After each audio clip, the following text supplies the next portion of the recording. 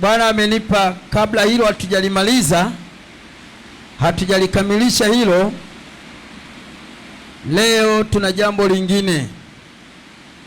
Yakobo 5:16 hadi 18, Biblia inasema, na kule kuomba kwa imani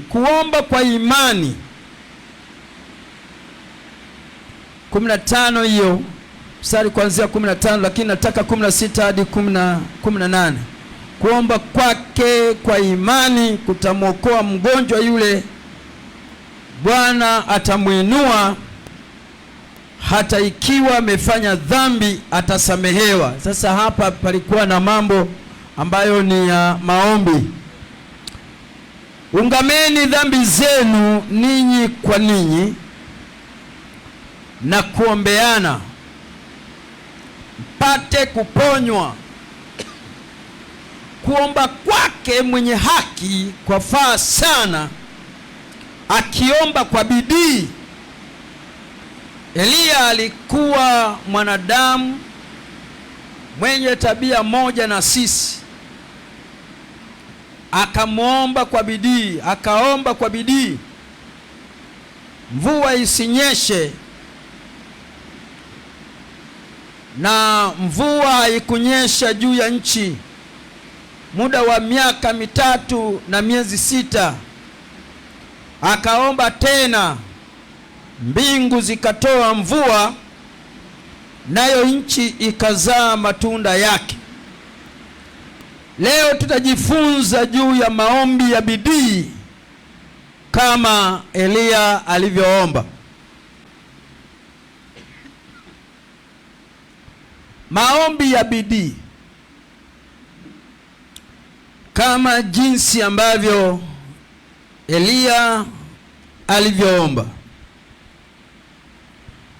16 Yakobo sura ya 5 mstari wa 16 hadi 18. Ungameni dhambi zenu ninyi kwa ninyi na kuombeana mpate kuponywa. Kuomba kwake mwenye haki kwafaa sana, akiomba kwa bidii. Kielelezo kikatolewa, mfano ukatolewa. Maombi ya bidii ni kwa nabii Eliya. Eliya alikuwa mwanadamu mwenye tabia moja na sisi, akaomba kwa bidii mvua isinyeshe, na mvua haikunyesha juu ya nchi muda wa miaka 3 na miezi 6. Akaomba tena, mbingu zikatoa mvua, nayo nchi ikazaa matunda yake. Leo tutajifunza juu ya maombi ya bidii, maombi ya juhudi, maombi ambayo siyo ya kupapasa, maombi ya kudhamiria, maombi mpaka matokeo yatokee. Sasa Mungu anatafuta mashujaa wa maombi kwa namna hiyo. Malengo ya somo hili kuonyesha maombi yafaayo, maombi ya bidii yanavyofaa, kuelezea tabia na au sifa za maombi ya bidii. Jambo la pili, kuelezea sifa au tabia za maombi ya bidii. 3, kutoa sababu kwa nini Mungu anataka maombi ya bidii. Kwa nini Mungu anataka maombi ya bidii? Lakini namba 4, kuonyesha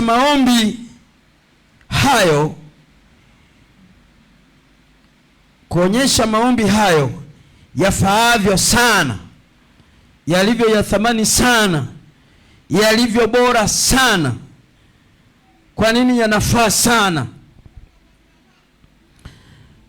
malengo ya somo la kwanza, kuonyesha maombi yafaayo, kuonyesha maombi yanavyofaa au maombi ya bidii yanavyofaa, kuelezea tabia au sifa muhimu za maombi ya bidii, kutoa sababu kwa nini Mungu anataka maombi ya aina hiyo ya bidii, na kuonyesha yanavyofaa hayo maombi ya bidii, thamani zake, yanavyofaa. Eliya alikuwa ni mmoja wetu, mwanadamu kama sisi. Alilelewa katika nyika za Gileadi. Yeye ni Mugadi kwa kabila lake, kwa kabila la Israeli ni Gadi. Lakini alikuwa ametokea mtaa mmoja unaoitwa Tishibi, ng'ambo ya mto Yordan, upande wa mashariki. Gileadi ni eneo ambalo ni la mwinuko, kama mlima wa futi 2000 mpaka 3000. Kwa kalikuwa ni kama mlima, lakini ni mahali palipojaa kokoto, marundikano ya mawe na vichaka vingi, ili kufanya iwe nyika. Ndio maana hata Biblia inamuita Eliya Mtishibi, katika nyika za Gileadi. Alikuwa ni mtu ambaye alizaliwa na wanadamu. Hatuna historia yake wazazi wake hawajatajwa, lakini yeye alikuwa ni Mugadi, na ni mtu ambaye alikubali sauti ya Mungu baada ya kuwa ameshazaliwa na wanadamu. Ikafika sehemu akaenda kulelewa katika hizo nyika. Mfano wake upo kama vile Yohana Mbatizaji alivyozaliwa. Akazaliwa Yohana Mbatizaji na Zakaria baba yake pamoja na Elizabeti pale Yerusalemu. Alipofika umri wa miaka 20 akaondolewa pale kwa sababu ya wito. Akatoka mjini Yerusalemu akaingia katika nyika za Uyahudi. Akawa katika nyika za Uyahudi huko akifundishwa jinsi ya kuisikia sauti ya Mungu, jinsi ya kuzungumza na Mungu, maombi, na jinsi gani aweze kutembea na Mungu. Kwa hiyo akalelewa kwa muda wa miaka 10 akiwa na kula nzige na asali na kuvaa mavazi ya ngozi kama Eliya, na kwa sababu alikuwa na roho ya Eliya. Eliya ni mtu ambaye ni wa ajabu sana, kati ya watumishi ambao ni wa ajabu. Eliya aliweza kutulia sana katika nyika za Gileadi kwa maombi yasiyokuwa ya kawaida na imani kwa Mungu. Na siri yake kubwa ambayo ilikuwa ni siri ya utumishi wake, moja ni kumwamini Mungu yuko hai, hataweza kufa. Hicho ndicho alichokuwa amekikita sana ndani ya moyo wake. Anasema katika Wafalme wa kwanza 17 mstari wa kwanza, anasema kama Bwana Mungu aishivyo, kama Bwana Mungu aishivyo, ambaye nasimama mbele zake, hakutakuwepo na umande wala mvua mpaka kwa neno langu. Kama Bwana Mungu aishivyo, yani siri yake ilikuwepo kwenye matamko hayo. Kwani kama Mungu asivyoweza kufa, Mungu alivyo hai, na roho yangu iko hai, na roho yangu ishivyo, naenda ambaye nasimama mbele zake, nasimama mbele ya uwepo wake, hakutakuwepo na mvua, umande wala mvua mpaka kwa neno langu. Mwombaji huwa anafika sehemu anakabidhiwa neno, linakuwa lake. Lile neno la ahadi la Mungu anakabidhiwa, linakuwa lake. anaambiwa hili neno nimekukabidhi, nenda katamke. Anakwenda natamka. Kwa hiyo siri kubwa ya maisha ya Eliya ilikuwa hasa ni maombi, imani, uhodari wake na ule wito wake aliuangalia sana. Na kitu kingine ilikuwa ni maamuzi. Kama Mungu, mimi nakutumikia, niko hai na wewe uko hai na wewe ni Mungu mkuu, mimi sitakamatwa na mtu mwovu. Hicho ni kitu ambacho alijiwekea msimamo. Kama unaruhusu mtu mwovu kuja kunikamata, aje kamate mwili ambao upo hapo, lakini mimi nishaondoka. Ruhusu nife, halafu mwili haukute hapo. Lakini hata hivyo, Eliya hakuruhusiwa kufa kifo cha kawaida. Alipaa moja kwa moja. Shangilie Bwana Yesu. Alitembea vizuri na Bwana. Kuna mambo tu ambayo yaliyojitokeza kwa Eliya, kama sauti ya Yezebeli. Si kwamba alikuwa ameogopa, lakini ni mtu ambaye alifanya mambo mazito. Akawaua manabii wote wa Baali 450 pamoja na 400 wa Ashera 850. Alishughulikia manabii wa uongo 800, watumishi wa uongo 850. Akaweza kuwaondoa baada ya kuwa amepambana katika pambano lile la Karmeli. Bwana Yesu apewe sifa. Shangilie Bwana Yesu. Ni mtu ambaye alitembea na Bwana kiajabu. Alitulia na Bwana. Hakufanya jambo lolote bila kuagizwa na Mungu. Lakini pia alikuwa na maamuzi yake, alikuwa na msimamo. Unajua, ukishakuwa rafiki wa Mungu, anasema muagize, useme. Anakupa uhuru wa kusema. Kama Musa alivyosema, akasema usituondoe hapa. Naona. Kwa hiyo alitembea kama alivyotembea Henoko. Henoko naye hakufa. Henoko naye alisafirishwa akaenda mbinguni hivyo hivyo. Eliya naye aliweza kusafirishwa hivyo. Eliya alikusanya maombi na upako na nguvu zisizokuwa za kawaida, ambapo mbingu ilipokubali kumpandisha, hazikustahili zile nguvu zigawiwe mtu mmoja. Upako wake uligawiwa watu watatu.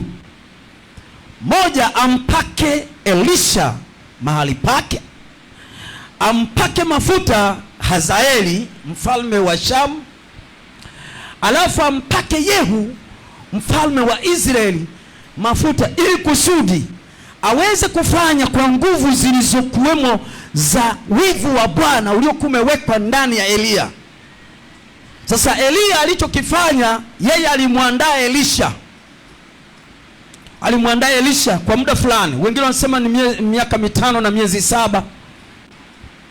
Lakini wengine wanasema kwamba alitulia naye kama miaka 20, ikiwa huyu Elisha ananawisha mikono, nafanya kazi ya utumishi kwa Eliya. Baadaye Elisha anakuja anapata double anointing, upako mara 2, tumishi mara 2, miujiza mara 2, kila kitu mara 2, kwa uwezo mkubwa zaidi, kwa sababu amekaa na mtumishi, amepokea roho yake mara 2. Kama ni maombi mara 2, kama ni nguvu. Maana alimwambia kwamba ulioliomba ni gumu, sio gumu kulitimiza, ni huduma ngumu, ni huduma ya gharama, utateseka sana, lakini ukiniona ninavyoondoka utapata hicho kitu ulichokiomba. Kwa hiyo akajitahidi sana atulie chini ya Roho Mtakatifu, macho yake yaweze kusaidiwa aone anavyochukuliwa kutoka mbinguni. Yaani gari la wapanda farasi kuja kumchukua pale unaoendeshwa na upepo wa kisulisuli. Kwa hiyo Mungu anao uwezo. Bwana asifiwe sana. Wewe ndiye Eliya wa siku za leo. Alizaliwa kama wanadamu wengine, akalelewa kama alivyolelewa Yohana Mbatizaji, lakini ni wa ajabu. Anawakilisha manabii wote wote wa Agano la Kale pamoja na manabii wote wa Agano Jipya. Eliya ndiye anawakilisha ofisi ya manabii. Ukisema nabii, haya, Eliya ndiye anakuja pale. Torati, Musa. Bwana asifiwe sana. Yesu sasa ni zaidi ya wote. Yesu zaidi ya wote hao. Mshangilie Bwana Yesu. Roho ya Eliya iliruhusiwa itangulie huduma ya Yesu. Halafu Yesu anaporudi mara ya pili, Eliya mwenyewe ashuke yeye mwenyewe physically, kwa sababu hajawahi kufa. Lazima afe. Kwa sababu hakuna mwanadamu ambaye hataonja mauti, isipokuwa kama Yesu anakuja, tunakufumba na kufumbua, tunakufumba na kufumbua, tunakufa kwa kufumba na kufumbua, halafu tunabadilika, tunakuwa na miili mipya. Kufumba na kufumbua, tunabadilishwa hapo. Sasa wao hawajawahi kufa, watarudi kipindi cha dhiki kuu, watahudumu kwa muda wa miaka 3.5. Baada ya hapo watakufa katika siku 3.5, kisha watafuka, alafu watapaa. Watatukuta kwenye harusi ya mwana kondoo, tutashuka pamoja nao. Inatosha habari ya Eliya. Eliya, Bwana asifiwe sana.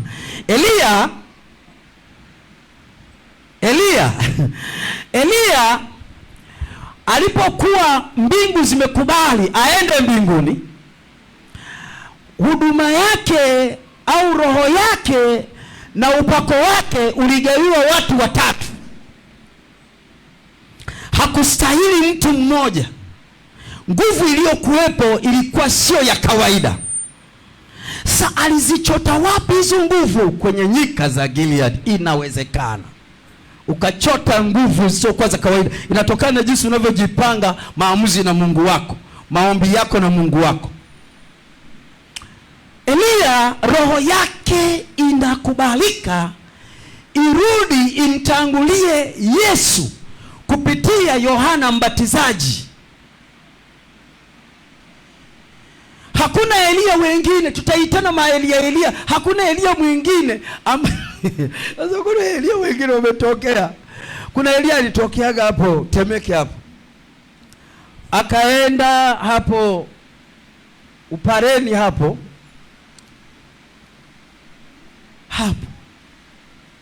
akadanganya kwamba yeye ndio Eliya, ametangulia kuja kuliandaa kanisa sasa linyakuliwe. Yesu anakuja, hajaja mpaka leo, na yeye alikufa. Katokea ndugu mmoja tena Dar es Salaam, Eliya. Wametokea kina Eliya wengi na kina Yesu wengi. Mwingine alitokeaga Yesu Malawi, mwingine Kenya ndio wanatokea kina Yesu sana. Nasema hivi, Yesu sasa hivi anapokuja haji moja kwa moja akakanyaga dunia. Tuwe na ufahamu tu wa neno la Mungu. Yesu anaporudi kipindi hiki, atatoka katika mbingu ya tatu, atashuka katika mbingu ambazo za kawaida hapo hewani. Biblia inasema hewani, lakini atatoka, atastep kule aliko. Atakuja, lakini hatashuka moja kwa moja. Atakomea hewani mahali fulani. Halafu parapanda itapigwa. Wale ambao wamekufa katika Bwana walioko paradiso wataisikia hiyo sauti, watarudi pale ambapo walipozikiwa, pale miili yao ilipoishia. Kama walimezwa na simba, pale pale. Kama bahari iliwameza, hapo hapo. Pale alipozikwa, hapo hapo. Kwa hiyo watakwenda kutokea hapo. Halafu wale ambao wako hai, kufumba na kufumbua, tunabadilika, halafu tunaondoka nao wima mmoja kumfuata Yesu mahali alipo. Nguvu yako ya utakatifu na ya uaminifu itakutoa mahali hapa kumfuata Yesu. Utakatifu wake utakamata kama sumaku na utakatifu wako. Basi ni haya. Kwa hiyo Yesu hatarudi mpaka nchini. Baada ya hapo kutatokea miaka 7. Yesu atawapokea wateule. Miaka 3.5 itakuwa atawapeleka mahali pa hukumu mbinguni huko. Watahukumiwa kazi zao ili lile vazi liweze kupambwa taji mbalimbali. Baada ya hapo harusi ya mwana kondoo miaka 3.5. Miaka 7 ikiisha kule, huku nako miaka 7 dhiki kuu inaendelea. Wakati tunaendelea miaka 7 kule, miaka 7 tena huku dhiki kuu akiwa anatawala mpinga Kristo na nabii wa uongo. Sasa Bwana asifiwe. Inatakiwa tuwe na maombi ya bidii, maombi ya kung'ang'ania, maombi ambalo liwalo na liwe, maombi ambayo yatahitaji nguvu yako ya kujitosa, kuonyesha jinsi ambavyo wewe umeamua kufia hapo hapo, lakini jambo fulani lijibiwe. Ndio hali aliyokuwa nayo Elia. Sasa mimi nikianza kuzungumza mambo ya Elia siwezi nikayamaliza, ni kitabu, mambo makubwa mengi, kwa niachie hapo. Jambo la kwanza, maombi yafaayo au ya bidii ni maombi yenye shauku moyoni. Ni maombi ambayo yanakuwa na shauku moyoni. Lazima yawe na shauku. Lazima uwe na shauku, uwe na ari juu ya hitaji hilo. Kilichomsaidia sana Elia ni kusoma sana Torati. Wakati huo Torati ishakuwepo. Alisoma sana Kumbukumbu la Torati 11. Kwa hiyo siri zote za mambo yote anayoyafanya Elia ni Kumbukumbu la Torati 11. Siri ya Yesu ni Kumbukumbu la Torati sura ya 8. Utaenda kuisoma hii utaiona. Kumbukumbu la Torati sura ya 8 Yesu. Kumbukumbu la Torati sura ya 11 Elia. Na wewe tafuta mstari wako, sura yako. Huwezi ukafanya mambo makubwa kama huna neno, huna ujumbe, huna andiko. Mahitaji yako hayawezi kwenda, maisha yako hayatakuwa na msimamo, hutakuwa na hoja yenye nguvu. Huwezi ukawa na huduma yenye nguvu bila kupewa andiko la huduma hiyo, maisha ya huduma hiyo, au andiko la maisha hayo, andiko la maombi hayo. Yaani kama unaongea maneno ya kibinadamu ambapo hayana kanuni wala hayana mapenzi ya Bwana, hayana neno la Mungu linaloshikilia hapo kuleta hoja kwamba Bwana ulishasema hapa, maana wewe unaangalia neno ili ulitimize, hoja zako hazitakuwa na nguvu. Kwenye sheria, tunapokuwa kwenye mahakama huko, tuwasikiliza hoja, halafu ananukuu na mstari wa sheria, halafu hoja inakuwa na nguvu. Umenielewa hapo? Hoja za Mungu zinataka maandiko yake. Kwa hiyo tafuta maandiko linalosimamia maisha yako. Tafuta andiko linalosimamia familia yako. Tafuta andiko linalosimamia mradi wako.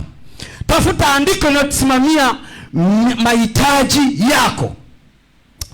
Maombi yenye bidii ni maombi ambayo yana shauku ndani, hali ambayo ya mwako lazima hiki kitu kifanyike.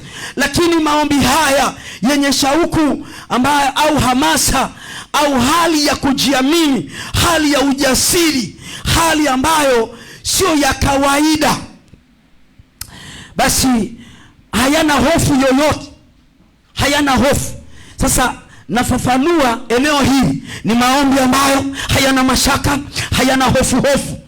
Maombi ambayo hayana mashaka juu ya kumpendeza Mungu, hayana wasiwasi, hayana uoga, lakini ni maombi yanayoonyesha imani, yanaonyesha ari au moto wa kiroho.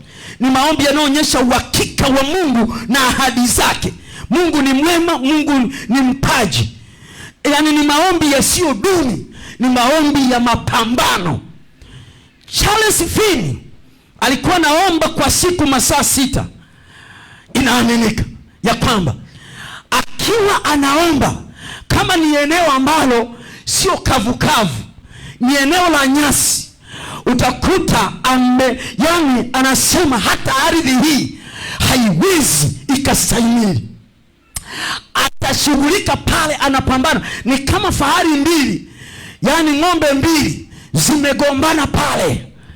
Yani pale wakati ng'ombe zinapogombana, patakuwepo na vishindo, patakuwepo na hali na nyasi, wakati mwingine kung'olewa na kila kitu. Anapoingia kwenye ulingo na Mungu hana mchezo. Maombi ya bidii ni maombi ambayo si maombi lele mama. Kuna maombi ambayo ni ya kufight, maombi ya vita na shetani. Lakini ni maombi, haya maombi nayosema ni maombi pamoja na Mungu wako, ahadi alizoziahidi. Yani itambulikane, atembee na wewe. Akiona chochote kile hakiko sawasawa, Mungu haupo katika jambo hili, umekwenda wapi wakati mimi ni mtumishi wako? Haiwezekani, haitajulikana. Nimetangaza mimi ni mtumishi wa Bwana. Mimi sio mtumishi wa watu, wala sio mtumishi wa dunia, wala sio mtumishi wa ardhi hii, wala wa mwanadamu yeyote. Sijawa mtumishi wa mtu yeyote. Mimi ni mtumishi wako.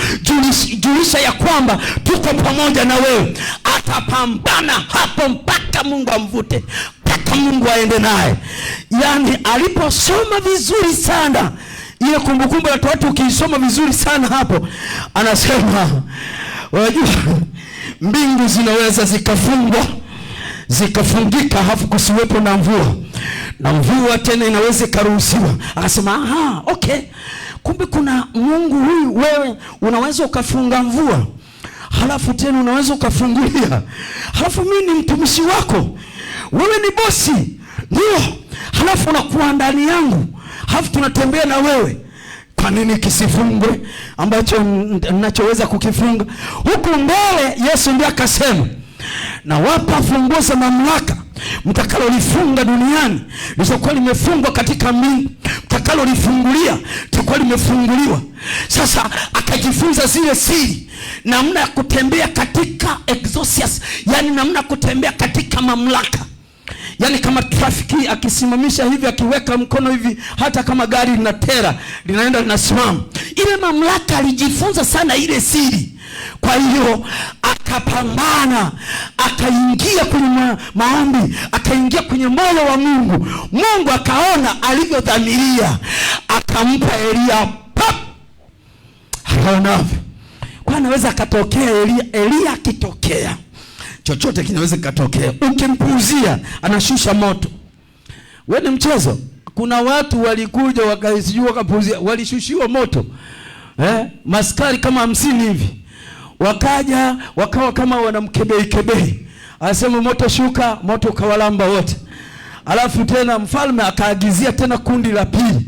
Kundi la pili nao hawakujifunza somo. Wakaja tena wakiwa na mdharau, wakawashushia moto. Likaja kundi la tatu. Kuja kundi la tatu, basi moja kwa moja lile lilikuwa na adabu, likawa limenyenyekea, limesujudia, likaja kwa adabu kweli kweli. Hiyo akalisamehe. Sasa akasema sasa twendeni. Akaondoka nao mpaka kaenda kwa mfalme. Akamwambia, hivi wewe kutafuta waganga wa kienyeji unatuma watu, halafu baada ya hapo waruhusiwe waende kwa waganga wa kienyeji, kwa nini? Je, katika Israeli hakuna Mungu?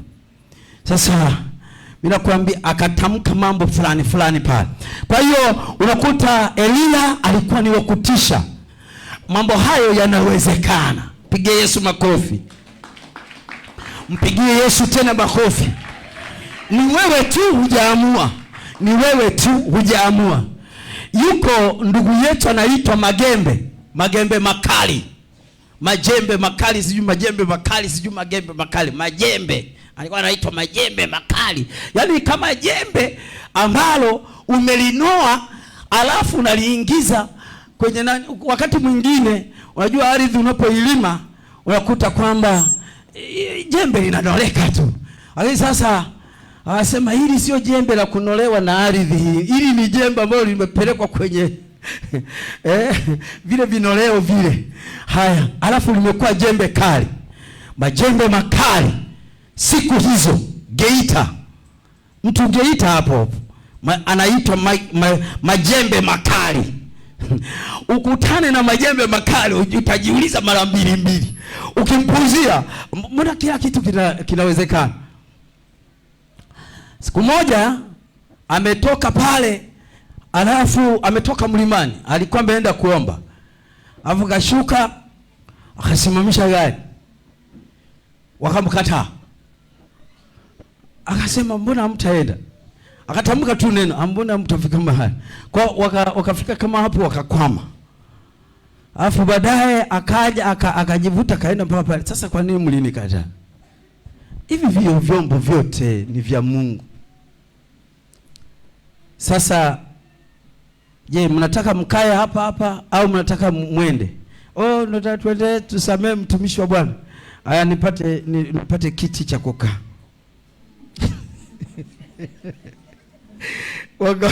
Wakamtafutia viti.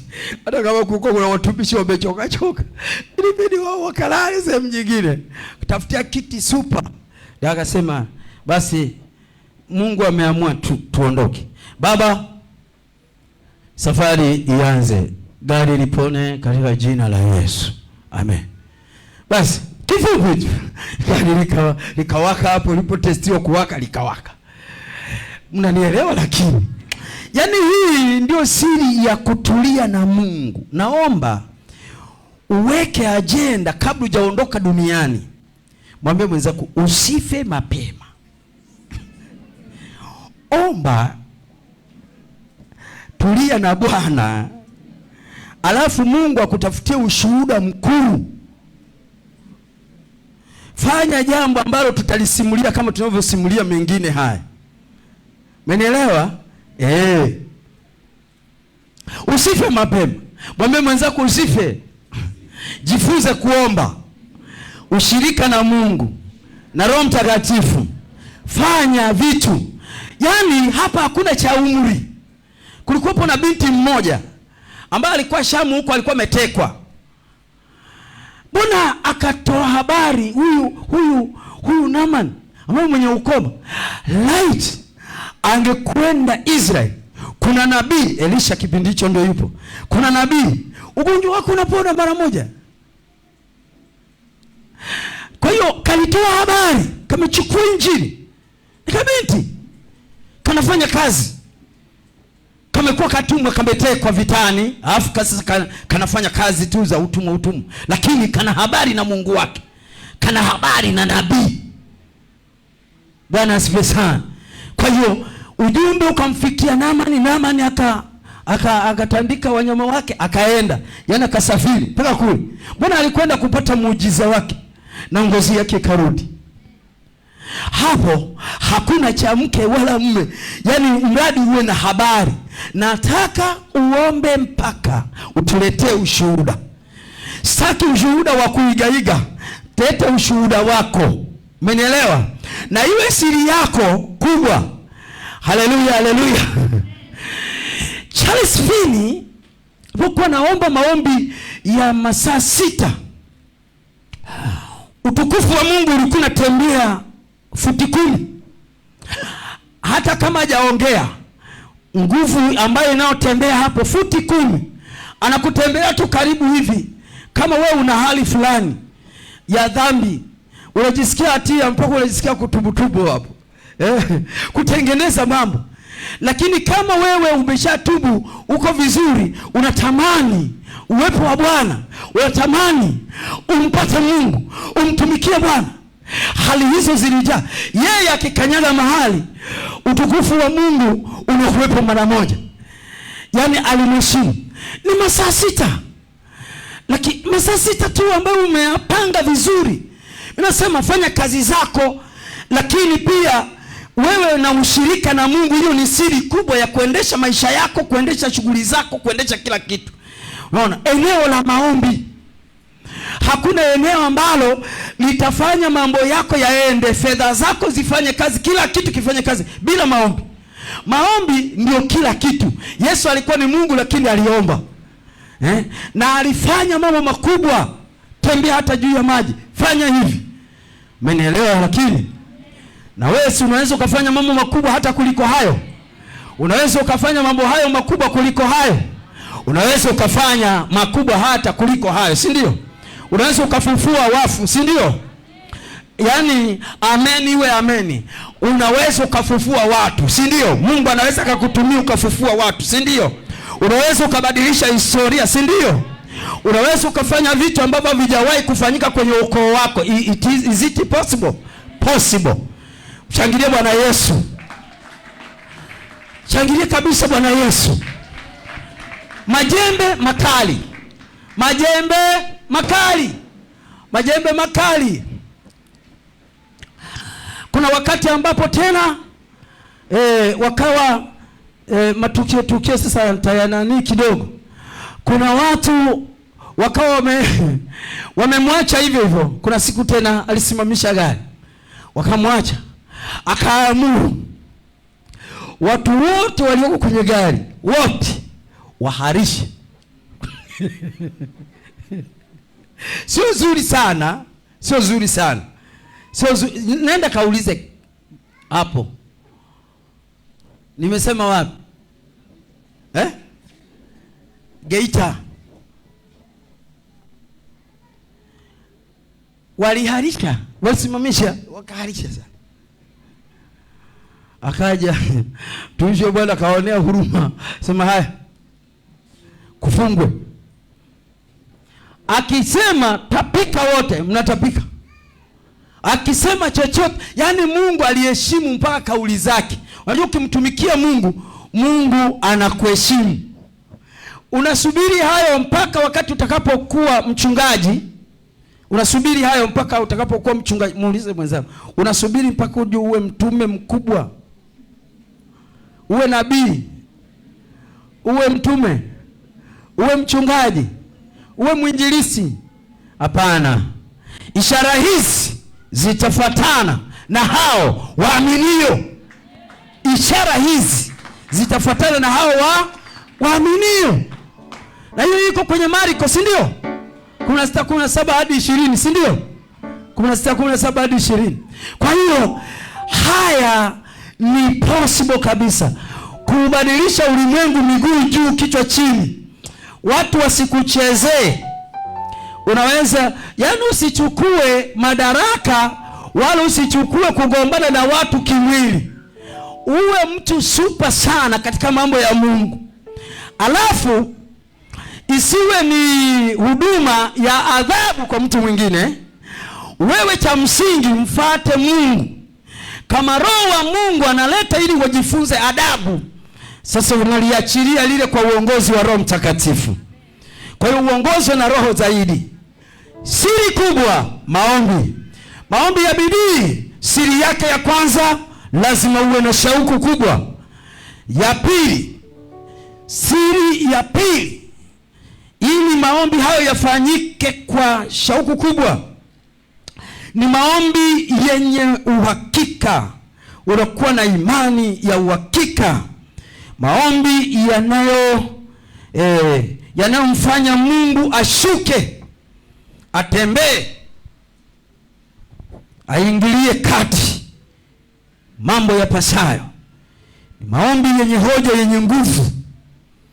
Ni maombi ambayo ni yenye uhakika wa majibu, kwa sababu yanamshusha Mungu. Unaomba mpaka Mungu ashuke, mpaka anaongea na wewe. Yaani unakuwa na uhakika mpaka kama wewe huwa unaongea na watu, sasa hapa unafanya mpaka Mungu aongee. Ni maombi yenye kutimiza malengo na yenye kupata baraka. Hayo ni mambo mawili makubwa, lakini nimesema hapo yanafanana sana na Yakobo alivyong'ang'ana kwenye baraka mpaka asubuhi. Alfajiri mapema, sikuachi mpaka unibariki. Ni maombi ya kung'ang'ania. Ni maombi ya kupambana na jambo ambalo umeliamua, una shauku nalo, na ni jambo ambalo unataka Mungu na kwamba Mungu huwa anashuka. Ni maombi ambayo sio ya dakika mbili. Ni maombi ya muda mrefu. Ni maombi ambayo ni ya kung'ang'ania kwa juhudi kubwa. Kanisa likaomba. yaani Matendo ya Mitume 12 mstari wa 5. Nani naweza katusomea hapo? Kanisa liliomba kwa juhudi. Kanisa likitaka vitu vitembee hapa, lazima watu waamue kujidhabihu. Iwe kazi yetu wote. Wote tuna umoja, wote tunataka kumwona Bwana. Wote kwa pamoja, wote tumedhamiria, lazima kieleweke, lazima Mungu afufue, lazima Mungu vipofu apate kuona, viziwi. Yaani ni kazi ya kila mtu hapa. Kila mtu ni nabii, kila mtu ni mtumishi. Hebu soma Matendo 12:14 mstari wa 5. 12 mstari wa 5. Basi Petro akalindwa gerezani, nalo kanisa likamwomba Mungu kwa juhudi kwa ajili yake. Kwa hiyo baada ya hapo malaika alishuka. Malaika kaenda mpaka lindo lile ambako Petro amewekwa, akawafungua kule, wengine wakiwa wamelala, halafu akamtoa, baadaye akamsindikiza.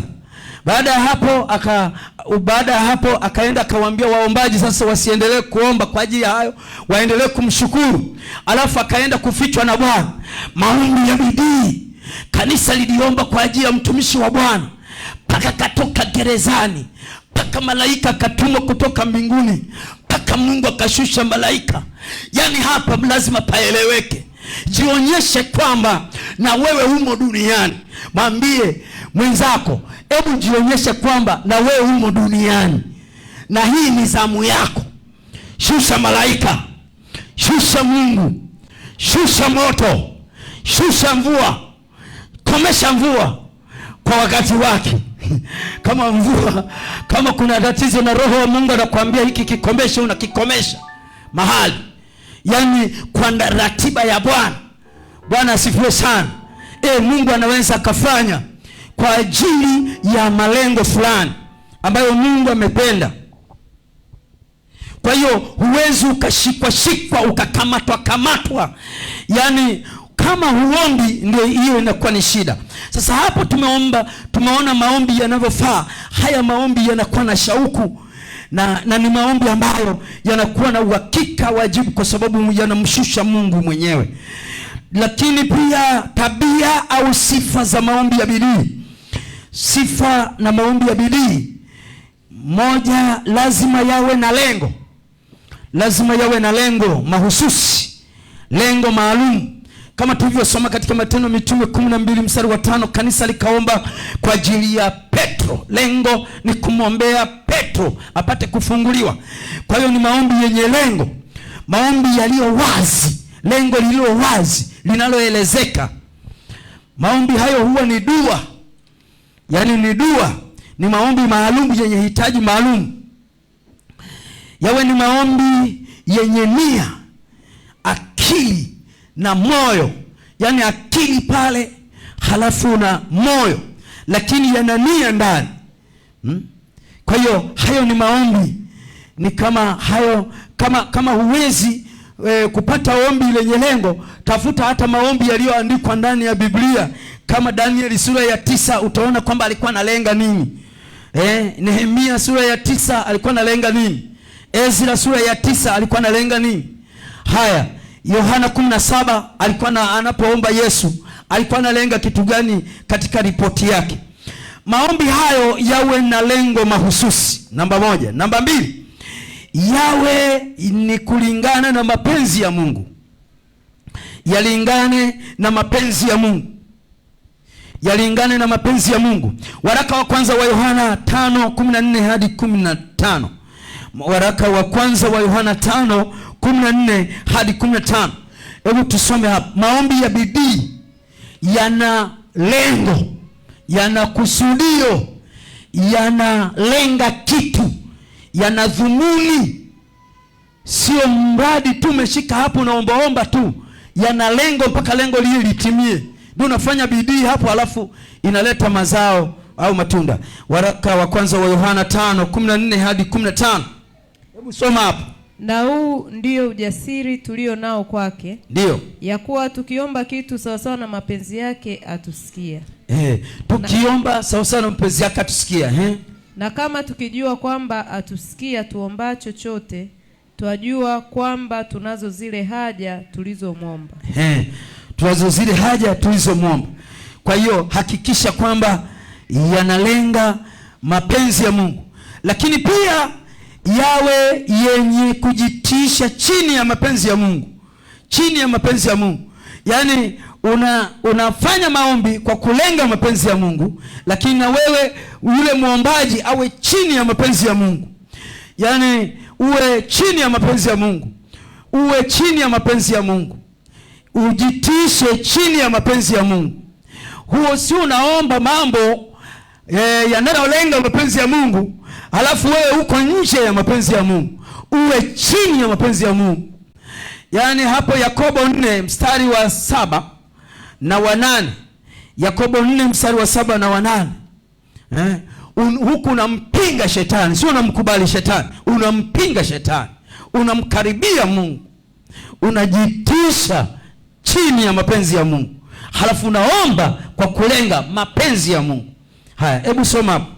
Yakobo 4 mstari wa 7 na wa 8. Basi mtiini Mungu, mpingeni shetani, naye atawakimbia. Mkaribieni Mungu, naye atawakaribia ninyi. Itakaseni mikono yenu, enyi wenye dhambi, na kuisafisha mioyo yenu, enyi wenye nia mbili. Kwa hiyo hakikisha hapo umejisawazisha kabisa. Alafu usiombe ukiwa na hatia moyoni. Waraka wa kwanza wa Yohana 3 mstari wa 20 hadi 21. Waraka wa kwanza wa Yohana 3 mstari wa 20 hadi 21. Hapo bado tunaendelea na sifa. Hapo ukitaka kufanya maombi yenye bidii uwe katika hali hii. Mstari wa 20 hadi 21. Ndio. Ikiwa mioyo yetu inatuhukumu, kwa maana Mungu ni mkuu kuliko mioyo yetu. Ndio. Naye anajua yote. Sawa. Wapenzi, mioyo yetu isipotuhukumu, tuna ujasiri kwa Mungu. Na lolote tuombalo twalipokea kwake, kwa kuwa twazishika amri zake na kuyatenda yapendezayo machoni pake. Ukiona moyo unashtakiwa, moyo una hatia, Mungu ni mkuu kuliko hata huo moyo. Ndio maana anasema sawazisha hapo, pajakaa sawa sawa. Moyo ukae kwenye mapenzi ya Mungu pia. Lakini mioyo yetu isipotuhukumu, tunao ujasiri. Na tena tunaamini ya kwamba Mungu anatusikia. Na yale tuyaombayo